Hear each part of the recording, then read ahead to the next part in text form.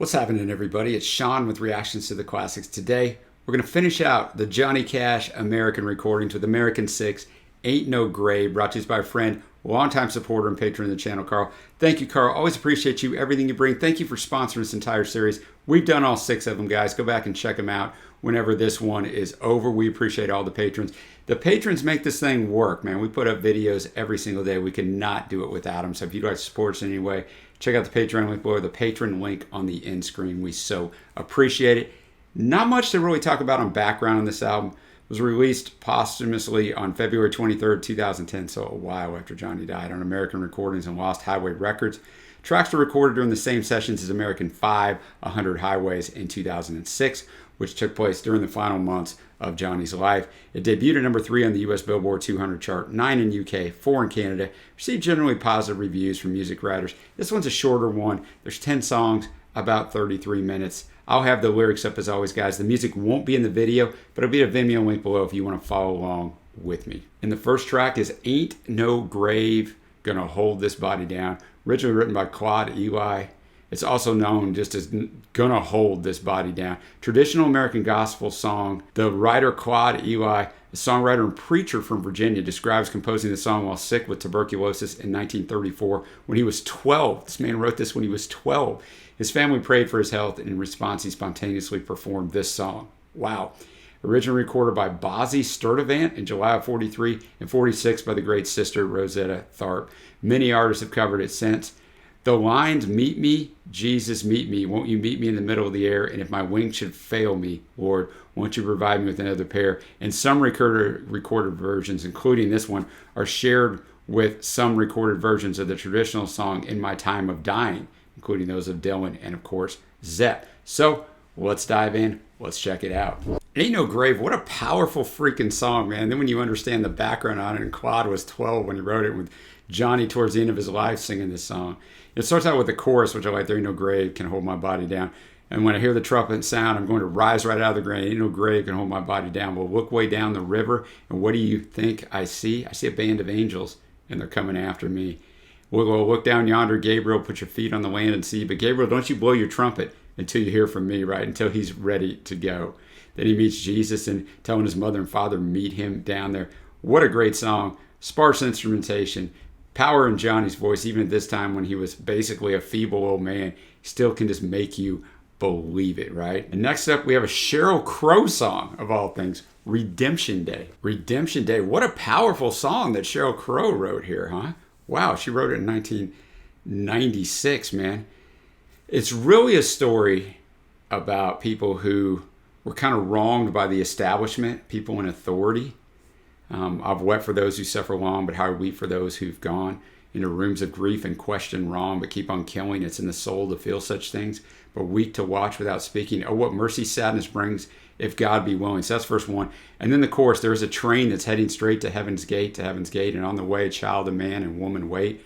Watch and wait for Redemption Day. That train is a motif throughout Johnny's catalog about heading, and in some of the American recordings we definitely touched on this, about heading to heaven and the afterlife. And I mean, it just continues to go on through this fire rages in the street. Come leaders, come you men of great, let us hear you pontificate, your many virtues laid to waste, and we aren't listening. So a great matchup for Johnny, who was near the end of his life, but also who spoke out all the time against authority and spoke for the common man. So a really good choice here. And I didn't know what it was going to be like when I found out it was going to be a Sheryl Crow song. No hate to Sheryl, but you know, I don't really care for her music too much, but that was great. Next up, we have For the Good Times, originally a Kris Kristofferson song. Kristofferson wrote most of this song in 1968 on a work-related road trip from Nashville to the Gulf of Mexico.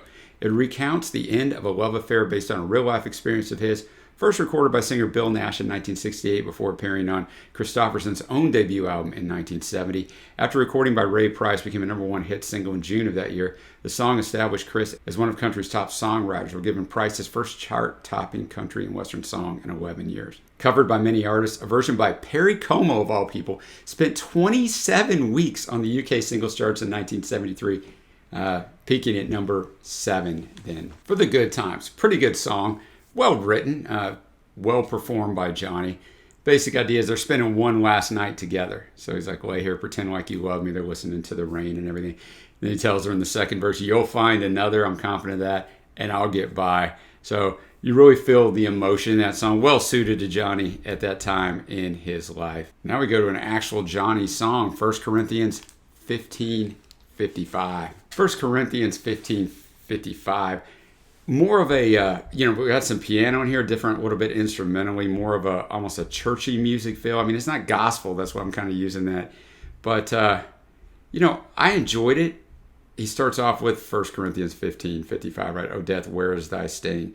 Where is thy victory? And then, oh, life, you are a shining path and hope. Springs eternal just over the rise when I see my Redeemer beckoning me. Oh, row my ship over the waves of your sea. Let me find a safe port now and then. Don't let the dark one in your sanctuary until it's time to pack it in. And then he just kind of repeats these things. So I was kind of verbalizing it to you the way he was singing it. So a powerful track, once again, from Johnny at this time in his life. We're going to finish off the top half of this album with a Tom Paxton song, Can't Help But Wonder Where I'm Bound. Can't Help But Wonder Where I'm Bound. A really well-written song by Tom Paxton. Johnny's basically just living a life of roaming around, right? A tough life. It's a long and dusty road, a hot and heavy load, and the folks I meet aren't always kind. Some are bad and some are good. Some have done the best they could, and some have tried to ease my troubled mind. In the chorus, and I can't help but wonder where I'm bound, where I'm bound. Can't help but wonder where I'm bound. And he just talks about his adventures. In the fourth verse, if you see me passing by and you sit and you wonder why, and you wish that you were rambling too, nail your shoes to the kitchen floor, lace them up, and bar the door. Thank your stars for the roof that's over you. So he's talking about he's just been drifting all his life, right? Both probably literally and figuratively. So he's saying you might see that and wish that you had the world as your oyster, as they tell you when you're younger, but be glad that you have structure, a roof over your head, and a life to live in a place. So good song there. Now we start off the second half of the album with Satisfied Mind, written by Red Hayes and Jack Rhodes. Hayes explained the origin of the song in an interview. He said, the song came from my mother. Everything in the song are things I heard her say over the years. I put a lot of thought into the song before I came up with the title. One day my father-in-law asked me who I thought the richest man in the world was, and I mentioned some names. He said, you're wrong. It's the man with a satisfied mind. The song's been covered by a variety of well-known artists. That is a great... That is a great quote, right? Because I know a lot of people who become rich and they think this is what they want, or a great job or whatever, promotion. And when they have it, like, they find out, I'm just as unhappy as I was before. So Satisfied Mind. A Satisfied Mind. What a great song lyrically, right? How many times have you heard someone say, if I had his money, I could do things my way? But little they know that it's so hard to find one rich man in 10 with a satisfied mind. Then Johnny sings, once I was winning in fortune and fame, everything that I dreamed for to get a start in life's game. Then suddenly it happened, I lost every dime, but I'm richer by far with a satisfied mind. Money can't buy back your youth when you're old, or a friend when you're lonely, or a friend that's grown cold. The wealthiest person is a pauper at times compared to the man with a satisfied mind. I got to tell you, I identify with this song because I was highly successful in several different fields when I was younger. I could have taken any path to becoming a quite successful and rich man by the world's standards. But I'm way happier now. I would have lost my soul. I'm not trying to get into hyperbole, but I'm way happier now. And the world would not view me as a highly successful man right now. They would view me as like, wow, man, you could have done this, this, and this, and you chose not to. But I have a very satisfied mind. So really identified with this one. I'll go to the seventh track, I Don't Hurt Anymore. Originally written by Don Robertson and Walter E. Rawlings. It's a 1954 song by Hank Snow. Lots of people have covered it. I Don't Hurt Anymore. Wow. A song that basically is raising the middle finger to this woman that left him. And that's basically what he's saying. You used to deny I wanted to die the day you said we were through. But now that I find you're out of my mind, I can't believe that it's true. I've forgotten somehow that I cared so before, and it's wonderful now. I don't hurt anymore. Just a well done Johnny song, a little swagger in there. Still at this age, love it, man. Got 3 tracks left. We got Cool Water, written by Bob Nolan. Written in 1936, it's about a parched man and his mule traveling a wasteland, tormented by mirages, Members of the Western Writers of America chose it as number 3 on the top 100 Western songs of all time. First recorded by the Sons of the Pioneers in 1941. However, the best-selling recorded version was done by Vaughn Monroe and the Sons of the Pioneers in 1948. Boys and girls, that predates me by just a little bit. Cool Water is fine for me. I mean, there's not a lot to the song. You know, the chorus, Keep Moving Dan. Dan's out there with him, old Dan. He's a devil, not a man, and he spreads the burning sand with water. Dan, can you see that big green tree where the water's running free and it's waiting there for me and you? It's water, cool, clear water, like the way he delivers that cool, clear water line. Go to the penultimate track. Last Night I Had the Strangest Dream, written by Ed McCurdy, also known as The Strangest Dream, written in 1950. Due to Ed's connection with fellow musicians, it was common in repertoires within the folk music community. The song had its first release when the great Pete Seeger recorded it in 1956. The strong anti-war theme of the song led it to be recorded by multiple other artists, including the Weavers, Joan Baez, the Kingston Trio, Simon and Garfunkel, and Johnny released 2 versions of this song during the 2000s. Written during the prelude to the Korean War, it remains one of the most influential anti-war songs written and is considered McCurdy's signature song and is still referenced in popular culture to this day. Although only successful in a few languages, it was translated into close to 80 languages. It acts as a theme song for the Peace Corps. Cash had previously recorded this song live on December 5th, 1969 for his 2002 live album, Johnny Cash at Madison Square Garden, if you were wondering where that other version is. Last Night I Had the Strangest Dream. I can see how this is such an anti-war anthem, right? It starts out, Last Night I Had the Strangest Dream. It starts out with the chorus. I've ever known before. I dreamed that all the world agreed to put an end to war. I dreamed I saw a mighty room. The room was filled with men, and the papers they were signing said they'd never fight again. So, like politicians, the leaders.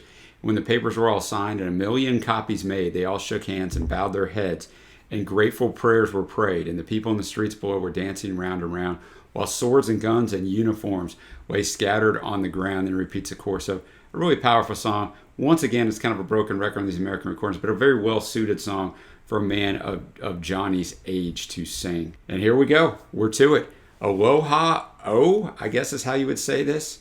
Maybe I'll find out whenever we get into the song. But the last song on the last American recording, so it's been a long journey to get here. This one means Farewell to Thee.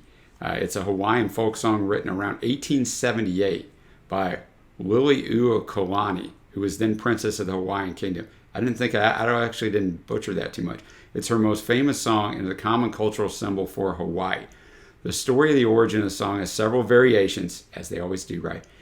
They all have in common that the song was inspired by a notable farewell embrace given by Colonel James Harbottle Boyd during a horseback trip taken by the princess in 1877 or 1878 to the Boyd Ranch in Honolulu on the windward side of Oahu, and that the members of the party hummed the tune on the way back to Honolulu. The first known recording of the song was released by Berliner Gramophone in 1898. Let's go, man. Aloha O. I don't know if I know this song or not. Maybe I've heard it in a movie. I don't know. But, you know, it's a fine song. I thought he did a really good job with enunciating the things in the song. Before I get into my favorite tracks, I got a little more information on here. The liner notes of Unearthed, the box set composed of outtakes from the first 4 entries in Cash's American series, claim around 50 songs recorded during the American 5 sessions before Cash's death on September 12, 2003. However, to date, only 2 albums worth of material have been released from these sessions, right? 5 and then the album we just listened to.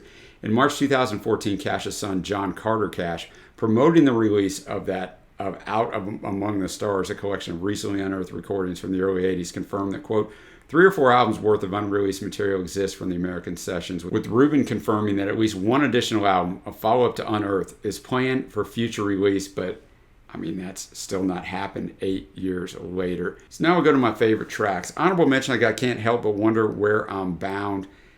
Favorite, Satisfied Mind, just great lyrics on that one. And Ain't No Grave Gonna Hold This Body Down, Claude Eli's tune that he wrote when he was 12 years old, and the album opener. The album itself, look, man, you know, if you love Cash, I love Cash.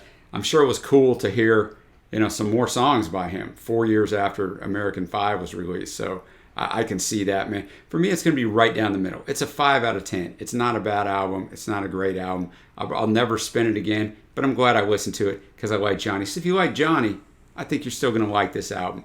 If you're kind of okay or a casual fan of Johnny, you probably want to skip this one, but I'm glad we finished it off. So appreciate you, Carl, so much for bringing this greatness to us. Thanks, everybody, for watching. If you haven't seen the other ones, go back and watch them. There's a Johnny Cash playlist that you'll find on the channel. Until next time, guys, I will see you.